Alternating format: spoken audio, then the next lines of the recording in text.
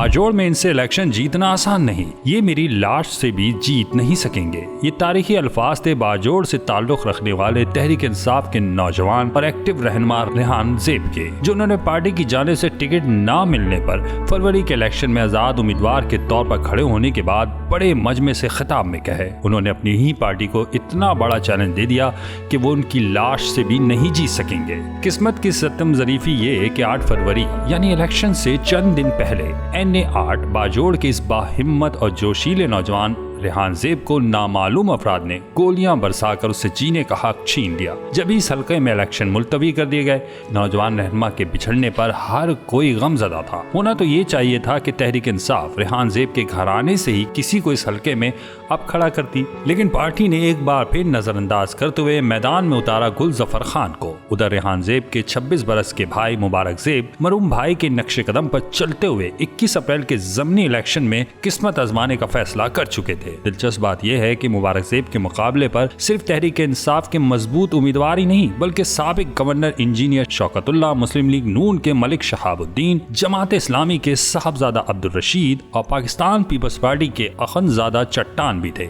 इनमें एक साबिक गवर्नर थे तो 4 साबिक अरकान कौमी असम्बली। अब 21 अप्रैल को ज़मनी इलेक्शन का दंगल सजा तो आजाद उम्मीदवार मुबारक ज़ेब को बड़े भाई की वजह से खासी पजीराई मिली। ज़मनी इलेक्शन में कौमी असम्बली के हल्का NA 8 बाजोड़ में आजाद उम्मीदवार की हैसियत से मुबारक ज़ेब ने तहरीक इंसाफ के साबिक रुकने कौमी असम्बली गुलजफर खान को 20,000 से ज्यादा वोटों के बड़े मार्जिन से शिकस्त दी। मुबारक ज़ेब ने 366 पोलिंग स्टेशन से 72,913, जबकि इनके मद्दे मुकाबिल गुलजफर खान ने 46,847 वोट हासिल किए। और यूं उनके भाई की कही हुई ये बात सच साबित हुई कि कारकुन मेरे साथ हैं और अगर मैं मर भी गया तो लाश चारपाई पर पड़ी तो ये हमसे नहीं जीत सकते। रेहान ज़ेब ने समाजी राब्ते की वेबसाइट X पर अपनी आखिरी पोस्ट में लिखा था कि उन्हें टिकट न मिलने का दुख नहीं, बल्कि इस बात का दुख ज्यादा है कि उनकी जमात रॉन्ग नंबर्स के हाथों यरगमाल बन चुकी है। बहरहाल मुबारक ज़ेब ने इस शानदार कामयाबी का जश्न एक इमारत की छत पर मनाया, जहां उन्होंने हाथ हिलाकर लोगों को